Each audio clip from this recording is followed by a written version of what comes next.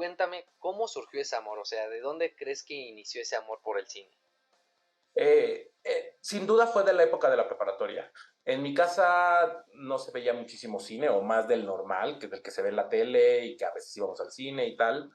Pero digo, yo nací en 1977, entonces yo crecí en los 80, como que mi niñez, ¿no? Y el 90, mi juventud y tal. O sea, mi etapa como de adolescencia, 20 años y toda esa parte. Entonces, el cine surge como una inquietud que yo encuentro cuando entro a la preparatoria. Iba yo a la prepa en Coyoacán, a la prepa 6 de la UNAM, y entonces alguien, de algún modo o por alguna razón, me dijo, vamos a la Cineteca, y entonces fuimos a la Cineteca Nacional, y entonces ahí es donde surgió realmente mi gusto por el cine, como para contemplar dedicarme a ello.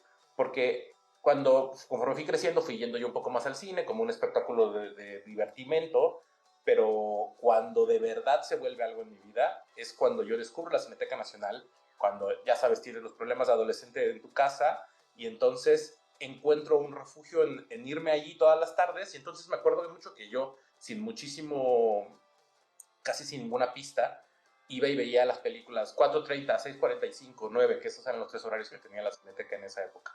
Y veía tres películas distintas todos los días, ¿no? Y entonces llegaba yo a mi casa tardísimo, pero había visto tres películas ese día, y así iba 4 o 5 veces a la semana. O sea, de verdad, muchísimo.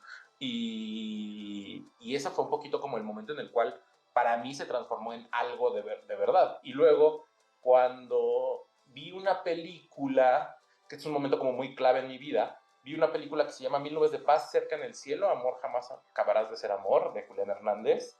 Y para mí fue muy sorprendente porque yo me di cuenta, y dentro de mi absoluta ignorancia, porque no lo sabía, que en México se hacían películas como las que a mí me gustaban en ese momento, ¿no? Entonces yo estaba empezando a ser como muy sorprendido por algunos cineastas espectaculares como Fassbinder o gente así, y entonces de repente veo una película como Mil nubes, y para mí ese es un momento revelador, porque entonces dije, bueno, entonces quizá en México se puede hacer cine, y quizá yo puedo pensar en la idea de hacer cine, ¿no? Entonces tiene que ver como con ese descubrimiento en la etapa de la preparatoria.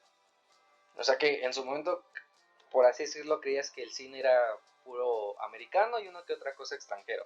No, no, o sea, más bien tenía mucha pista del cine europeo, mucha pista del cine asiático, porque te digo que pasaba las tardes enteras en la cineteca, y entonces iba yo curioseando cada vez más y más. También es una época en la que el internet no estaba al alcance de todo el mundo todo el tiempo, ¿no? Entonces tampoco es que pudieras ver tantas películas o sea, en esas épocas. Entonces, más bien yo no sabía del cine mexicano, yo no sabía que el cine mexicano, más allá del cine que veías en la tele los fines de semana con tu familia, o sea, el cine de la época de oro o algo de cine contemporáneo, que aparte era el cine mexicano, estaba un poco mal visto.